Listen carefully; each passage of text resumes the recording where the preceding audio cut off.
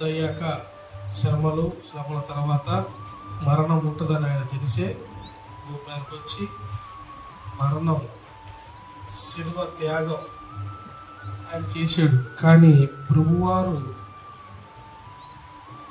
మృతి పొందినాక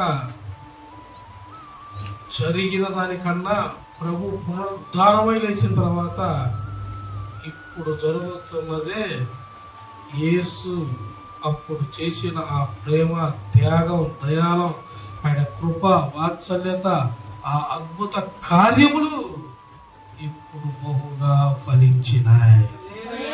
హల్లెలూయా. అప్పుడు కన్నా ఎక్కువగా ఇప్పుడు స్వార్థ ఎక్కువగా ప్రకటించబడుతుంది. నమ్మిన వానికి నమ్మిన కంటే ఎక్కువగా కార్యములు జరిగించబడుతున్నాయి. ఆయన భూమికి వచ్చింది, అందుకే పాపుల కొరకు విజ్ఞాపన చేయడానికే భూమి మీదకి వచ్చాడు. యెషయా గ్రంథం 53వ అధ్యాయం 12వ వచనం.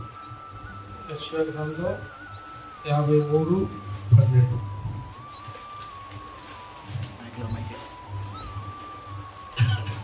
ఏలయనగా మరణము నందునట్లు అతడు తన ప్రాణమును ధారపోసెను, అతిక్రమము చేయు వారిలో ఎంచబడిన వాడాయను, అనేకుల